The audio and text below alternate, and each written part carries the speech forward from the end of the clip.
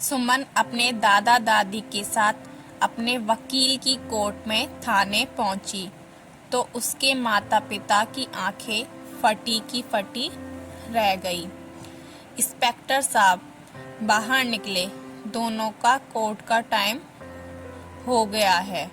सिपाही ने तुरंत दरवाजा खोल दिया।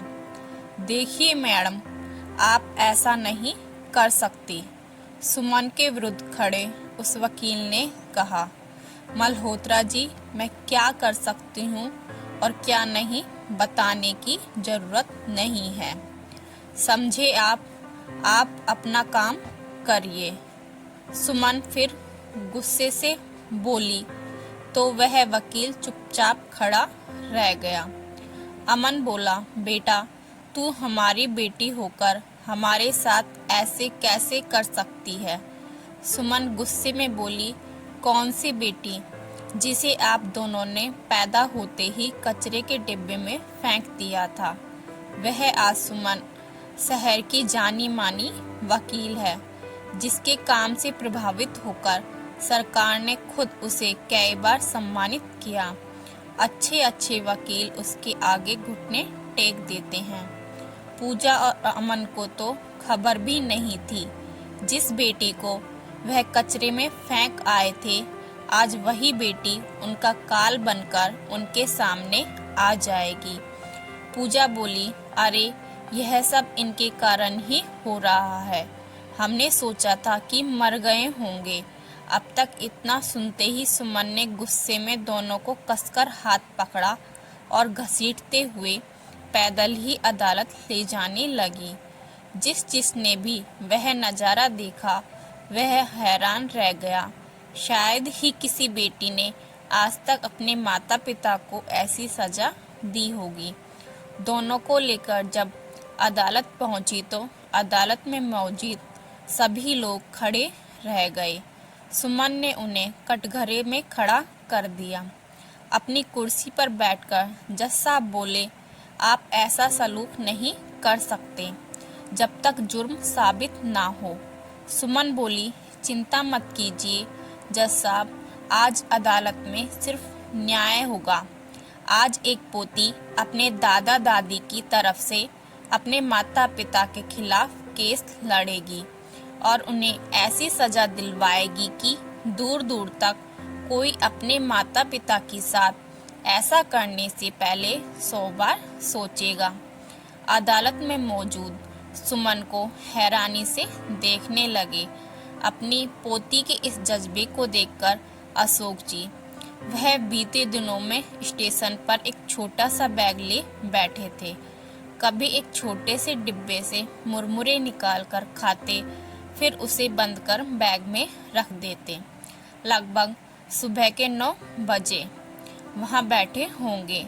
न जाने कितने ही ट्रेन आई और गई, पर ना तो कोई ट्रेन में चढ़े और ना ही उनका किसी ट्रेन में चढ़ने का कोई इरादा था। थोड़ी थोड़ी देर में बूढ़ी महिला अपने बैग से कांपते हुए हाथों से वह मुरमुरे का डिब्बा खोलती थी और वह बुजुर्ग आदमी की ओर बढ़ा देती। वह बूढ़ी महिला जिद करके खिला देती। सुबह से शाम हो गई, पर वह वहीं बैठे थे और यह सब वहीं स्टेशन पर एक अखबार वाला गौर कर रहा था। आखिर में थक हार कर उनसे पूछ ही लेता है, काका क्या हुआ? हम तुम लोगों को सुबह से देख रहे हैं। कौन सी ट्रेन का इंतजार कर रहे हो आप लोग? अरे ट्रेन का इंतजार नहीं, हमें अपने बेटे का इंतजार है। वह इनका इलाज करवाने लाया था, पर काफ़ी देर हो गई है, पता नहीं कहाँ रह गया, आता ही होगा। बस बुजुर्ग महिला आशा जी ने कहा। और कितना झूठ बोलोगी आशा? झूठ बोलकर तुम इन जैसे अनजान लोगों को तो समझा दोगी, पर खुद को कैसे समझाऊं? उस बूढ़े आदमी अशोक जी ने कहा। बेटा, सच तो यह है कि हम काफ़ी बूढ़े हो गए हैं और बूढ़े लोग एक पुराने सामान की तरह होते हैं।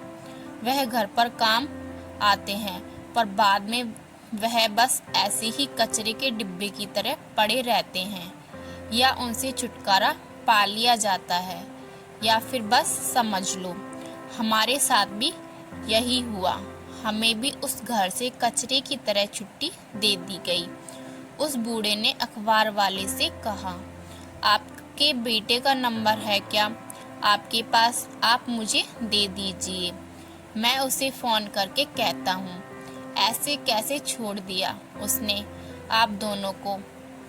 आप लोग पुलिस के पास चल रही हैं, देखना एक बार पुलिस का फ़ोन उसके पास जाएगा तो कैसा भागकर आएगा वह आपको लेने के लिए, उस अखबार वाले ने कहा। अरे नहीं बेटा, हमारे पास उसका फ़ोन नंबर नहीं है, और इस तरह से वह हम उसके साथ चले भी जाएं तो भी उस घर में हम क्या अब चैन से रह पाएंगे? वहाँ तो नर्क से भी बदतर जीवन था हमारा। और बेटा एक बात याद रखना, जिनका कोई नहीं होता उनका भगवान होता है। हम भी मान लेंगे कि हमारा भी इस दुनिया में कोई नहीं है, उस बूढ़े आदमी ने नम आंखों से कहा।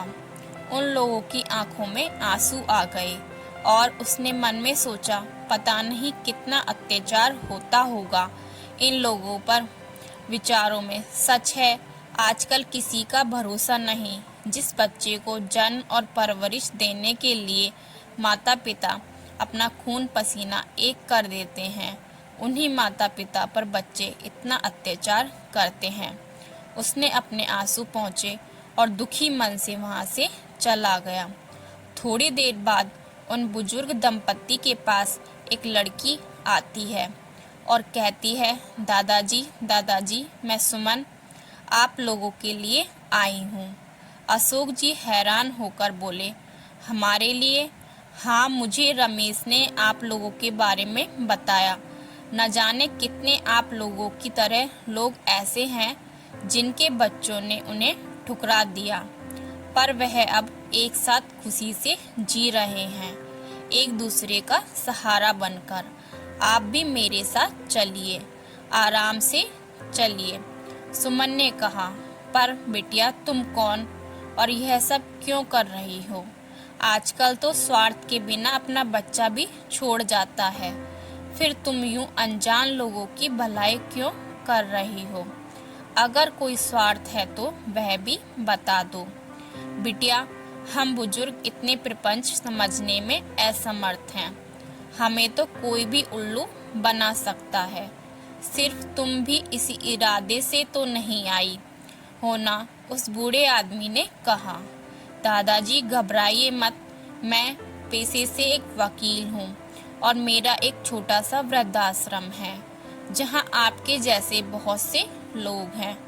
आप लोगों की सेवा करके मुझे बड़ा सुकून मिलता है। और आपसे जो सुबह अखबार वाला बात करके गया था ना, उसी ने मुझे आप लोगों की फोटो भेजी और कहानी बताई। आप लोगों के साथ जो भी हुआ उसके बाद किसी पर भरोसा कर पाना कहाँ आसान है। पर दादाजी, आप लोगों के पास कोई रास्ता है तो बताइए। चलिए मेरे साथ, सुमन ने कहा। नहीं तो आप लोगों के पास फिर एक रास्ता है। रास्ता क्या है बिटिया? बूढ़ी महिला ने कहा। मैं आपके बेटे को ढूंढकर उसके पास फोन करके आपको ले जाने को कहूँगी कि पर यूं अकेले पूरी रात स्टेशन पर तो नहीं छोड़ूंगी, सुमन ने कहा। अब उस नर्क में जाने से अच्छा है तुम्हारे साथ जाने का ही जोखिम उठा लो, क्योंकि पल पल मरने से अच्छा है एक ही बार में मर जाऊं। अशोक जी ने नम आंखों से वृद्धाश्रम किया जहां दोनों सुमन ने के साथ चले गए। वृद्धाश्रम जहां दोनों देखते हैं, न जाने उनके जैसे कितने ही मौजूद हैं। फिर सुमन उन दोनों का कमरा दिखाकर बोली, दादाजी दादाजी, आज से आप लोग यहाँ आराम से रहिए, खा पी कर आराम करिए। मैं कल सुबह आप लोगों से बात करने आऊँगी। आशा जी, अशोक जी सुमन को निहारते रह गए और मन ही मन सोचे, कितनी प्यारी लड़की है जिसे दूसरों की इतनी परवाह है। आशा जी बोली, आज हमारी पोती भी जिंदा होती तो इतनी ही बड़ी होती, पर उसे तो बहू ने कहते कहते उनकी आंखें भर आई। हाँ आशा, हमें तो उसकी एक झलक भी नहीं मिली थी। अगली सुबह सुमन वहाँ आ जाती है और उनसे उनका हालचाल पूछने के बाद बोली, देखिए दादाजी, आप लोग अब यहाँ हमेशा रह सकते हैं, पर मैं तो कहती हूँ आपके बेटे को उसके किए की सजा भी मिलनी चाहिए। आप लोग उस पर केस कर सकते हैं। अशोक जी बोले, नहीं नहीं बिटिया, हमें कोई केस नहीं करना। हम नहीं चाहते वह किसी भी वजह से हमारी जिंदगी में फिर से वापस आए। हम अब यहाँ खुश हैं। सुमन भी आगे कुछ नहीं बोली। धीरे धीरे अशोक जी और आशा जी वहाँ के परिवेश में ढलने लगे और बहुत खुशी से अपने दुख और बेटे को भूलने लगे थे। सुमन में उन्हें अपनी पोती की छवि दिखाई देती और सुमन भी उनका ख्याल रखती। एक दिन वृद्ध आश्रम में एक बूढ़ी महिला की मृत्यु हो जाती है। उनके बेटे को अंतिम संस्कार के लिए जब खबर दी गई तो वह मेरे पास समय नहीं है कहकर नहीं आता। इस बात से अशोक जी और आशा जी को बहुत बड़ा झटका लगा। उनका मन अंदर तक जैसे कांप रहा था। अशोक जी बोले, बिटिया, तुम हमें अपने बेटे पर केस करने को कह रही थी ना, अब हम केस करना चाहते हैं। बताओ क्या और कैसे करना है। जिस बच्चे को गोद में लेकर हम पूरी दुनिया को भूल जाते हैं, उन बच्चों के पास हमारे दुनिया से आखिरी विदाई देने की भी फुर्सत नहीं। ऐसे बच्चों को अगर सबक न सिखाया जाए तो फिर आगे हर बच्चा यही करेगा। अशोक जी ने कहा। सुमन बोली, दादाजी, आप लोगों के बेटे बहू ने आपके साथ कैसा सुलूक किया था जो आपकी ऐसी हालत हो गई। अशोक जी बोले, बिटिया, बड़ी धूमधाम से अमर की शादी करवाई थी। सोचा था अब हमारी भी जिम्मेदारी खत्म, आराम से अपना बुढ़ापा गुजारेंगे, पर हमें क्या पता था कि बुढ़ापा ही उन पर बोझ बन जाएगा।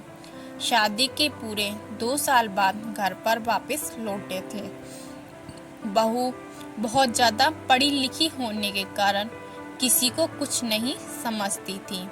बच्ची को भी पैदा करके अपने भाई के पास छोड़ आई थी। एक दिन की बात है, मेरी तबीयत कुछ खराब लगने लगी तो तुम्हारी दादी ने आकर हमारे बेटे अमन से कहा, अमन, इससे पहले कुछ कहता, हमारी बहू पूजा कहती है, देखिए मम्मी जी, सुबह इनको ऑफिस जाना होता है तो इन्हें जल्दी सोना पड़ता है। आप लोगों का क्या है, खा लिया होगा कुछ अटपटा, लीजिए हाजमे की गोली और जाकर पापा जी को दे दीजिए। हमें छोटी छोटी बातों के लिए परेशान करने की जरूरत नहीं। उस रात मैं पूरी रात सो नहीं पाया। मेरी तकलीफ देखकर तुम्हारी दादी भी परेशान हो गई।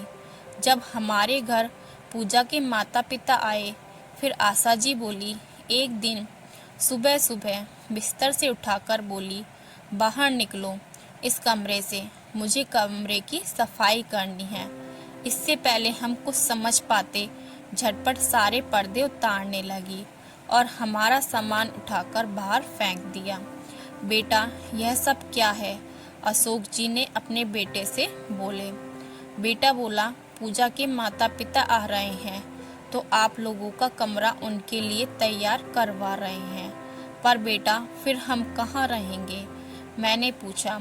अरे माँ, कुछ दिनों की ही तो बात है, आप लोग सीढ़ियों के नीचे ही सो जाना, बेकार में खाली ही पड़ी रहती हैं। बातें सुनकर मुझे बहुत दुख पहुंचा। फिर सोचा कुछ दिनों की बात है, सब ठीक हो जाएगा। पर ये सब तो हमें सताने की शुरुआत थी। पूजा की मम्मी पापा आ जाते हैं, घर में तरह तरह के पकवान बनते हैं, पर हमें मिलता था सिर्फ दाल रोटी। उस दिन के बाद से हमारी गृहस्थी उन सीढ़ियों के नीचे शुरू हो गई। पूजा के माता पिता के जाने के बाद हम वापस अपने कमरे में जा रहे थे कि तभी अमन कहता है, माँ पापा आप लोग अब से यहीं रहेंगे। पूजा का छोटा भाई यहाँ रहने आ रहा है, उसका यहाँ कॉलेज में दाखिला हुआ है, वह यहीं रहेगा। पर बेटा हम कब तक सीढ़ी के नीचे पड़े रहेंगे? अशोक जी ने कहा। तो क्या मेरा भाई सीढ़ियों के नीचे रहेगा? और कौन सा आपका घर? फिर भी आप लोगों को खाना देते हैं, उसके लिए मेहनत करते हैं, वरना इस उम्र में जिंदा रहते क्या आप लोग? एक दिन के सुबह 3 बजे मुझे किसी ने आवाज़ दी। जब मेरी नींद नहीं खुली, फिर जोरदार लात मेरी पीठ पर पड़ी और मेरी नींद खुल गई। मैं हड़बड़ाकर बैठ गई तो देखा सामने पूजा का भाई गुस्से में खड़ा कहता है, अच्छा हुआ उठ गई बुढ़िया, मेरे लिए कॉफ़ी बना। बहू के साथ साथ उसका भाई भी हमें चैन से रहने नहीं देता था। हम दोनों को तो बस यह सोचते रहे कि क्या बाहर से आए लड़के की इतनी हिम्मत हो सकती है कि वह इस तरह का बर्ताव करे, यदि कि उसे इस घर में किसी का प्रोत्साहन ना मिला होता। बस अब हम वहाँ अपना अपमान सहते और खून के घूंट पीते हुए भगवान से हमें मार देने की प्रार्थना करते। भगवान ने हमारी जिंदगी में और भी कष्ट लिखे थे जिसे भोगना बाकी था। रोज रोज घर में नए नए तमाशे होते और हमें पक्षियों की तरह नचाया जाता। फिर अशोक जी ने कहा, एक सुबह मेरी तबीयत खराब लग रही थी, पर मैंने किसी को कुछ भी नहीं बताया, क्योंकि वहाँ बताकर भी कुछ फ़ायदा नहीं होना था। मैं गिर पड़ा। जब होश आया तो हमसे कहा, चलो आपको डॉक्टर के दिखा आता हूँ। यह कहकर अमन ने हमें बिना पैसों के बिठाकर मैं अभी आता हूँ कहकर चला गया। फिर वापस ना आने के लिए हम ट्रेन से वहाँ चल तो पड़े, पर हमें तो पता ही नहीं था कहाँ उतरना है। ट्रेन ने जिस स्टेशन पर रुकी हम वहीं उतर गए और स्टेशन पर ही बैठ गए। हमें पता था कि हमारे बेटे ने अपने माता पिता से छुटकारा पाने के लिए यह सब किया। चाहते तो हम वापस जा सकते थे, यह बात अलग है, उसके लिए हमें भीख मांगनी पड़ती, पर उस जगह जाने की इच्छा ही ना थी। हम उसी प्लेटफॉर्म पर बैठ गए। पर अब लगता है बच्चों को ऐसे ही छोड़ देना हमारी सबसे बड़ी गलती है, क्योंकि ऐसे ही हमारा छोड़ देना अपना अधिकार समझ जाते हैं। और आज उनकी बेशर्मी तो देखो, माता पिता की विदाई के लिए भी उनके पास समय नहीं है। इसलिए अब मैं अपने बेटे को सबक सिखाना चाहता हूँ। उनकी सारी कहानी सुनकर सुमन बोली, अगर दादाजी प्रॉपर्टी आपके नाम पर है ना, इसलिए सबसे पहले वह आपके बेटे से छीना आएगा और वही उसके लिए अभी सबसे बड़ा प्रहार होगा, क्योंकि अचानक से बेघर होने पर उसे बड़ा झटका लगेगा और एक घर को बनाने पर खरीदने में इंसान की सारी उम्र की कमाई निकल जाती है। सुमन बोली, आप लोग चिंता मत कीजिए, मैं कल ही पेपर तैयार करती हूँ। इतना कहकर चली गई। लेकिन पूरी रात उसके दिमाग में वह बात चलती रही। अगले दिन सुमन वृद्धाश्रम पहुंची तो आशा जी बेटे बहू की तस्वीर को लेकर रोते हुए शिकायत कर रही थी। उस तस्वीर पर जैसी नज़र पड़ी, उसके पैरों तले जमीन खिसक गई, क्योंकि वह तो उसके मम्मी पापा की फ़ोटो थी। एक बार मामा जी ने बताया था कि उसे उसके मम्मी पापा पैदा होते ही अपनी भाई की गोद में छोड़ गई थी कि मैं इसके कारण अपना फिगर खराब नहीं करना चाहती, इसे आप रख लीजिए या फिर किसी कचरे के डब्बे में फेंक देना। मामा ने उसे पढ़ाया लिखाया था, इस काबिल बनाया था, सुमन ने जब अशोक जी और आशा जी को अपनी सच्चाई बताई तो उनकी आंखों में आंसू आ गए। उन्होंने अपनी पोती को सीने से लगा लिया। अब तो सुमन ने ठान लिया था कि इन जैसे लोगों को सबक सिखाना जरूरी है। उधर पूजा और अमन को भी नहीं पता था कि उनकी बेटी इतनी बड़ी वकील है, इंडिया में कैसे ऐसे लोगों की सेवा करती है, क्योंकि उस दिन के बाद से ना तो उसने अपने भाई से कोई रिश्ता रखा और ना ही कभी अपनी बेटी के बारे में जानने की कोशिश की। सुमन ने जैसा सोचा था वैसा ही हुआ। अमन और पूजा कोर्ट का नोटिस पाकर गुस्सा करने लगे। तभी सुमन, अशोक जी और आशा जी वहां पहुंच जाते हैं। उन्हें देखकर अमन गुस्से में कहता है, आप अभी तक जिंदा हैं। मुझे तो लगा था कि आप लोग अपनी जान उसी रेल की पटरी पर ही दे देंगे, पर यह काम भी मुझे करके आना चाहिए था। चलती ट्रेन से फेंक देता तो आज ऐसा नहीं होता। इस बात पर आशा जी अमन के गालों पर चांटा लगाकर कहती हैं, नालायक, अगर मैंने भी तुझे अपनी कोख में ही मार दिया होता तो यह सब भी ना हुआ होता। मम्मी जी बड़ी जुबान चल रही है आज आपकी। लगता है मेरे हाथों की मार को आप भूल चुकी हैं, पर मुझे याद दिलाने में जरा भी देर नहीं लगती। यह कहकर पूजा अपना हाथ ऊपर उठाने ही वाली थी कि तभी सुमन पूजा का हाथ पकड़कर कहती है, मोहतरमा, इतनी भी क्या खुन्नस है जो आगे पीछे देखने की सुध ही नहीं रही। कहीं ऐसा ना हो आपका नाजुक बदन को तकलीफ हो जाए। इतने सालों बाद में नालायक माता पिता को देखकर उसका खून खौल उठा। एक माँ का दिल ऐसे कैसे हो सकता है कि अपने बच्चे को छोड़ दे। यह लड़की कौन हो तुम, और तुम्हारी हिम्मत कैसे हुई हमें नोटिस भेजने की? अमन ने गुस्से में कहा। तो सुमन बोली, हिम्मत आपने देखी कहाँ है सर मेरी। मैं कौन हूँ मैं आपको बहुत जल्दी पता चल जाएगा। ले जाइए सर जी, इनको अरेस्ट कीजिए और अपने माता पिता के साथ खून करने की सज़ा अच्छी खासी करवाइए और कभी उससे छुटकारा ना पाए। इसके लिए मैं भी पूरी कोशिश करूँगी। फिर पुलिस पूजा और अमन को ले जाते हैं और अशोक जी सुमन के आगे हाथ जोड़कर कहते हैं, बिटिया, बड़ी अजीब दुनिया हो गई है।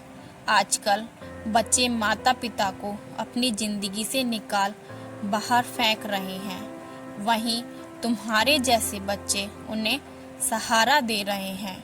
मैं सोचता हूँ आखिर की कमी रह गई हमारे संस्कारों में। दादाजी, संस्कार तो सभी माता पिता अपने बच्चे को देते हैं, पर यह तो बच्चों के ऊपर होता है उनके दिए हुए संस्कारों का उपयोग कैसे करें।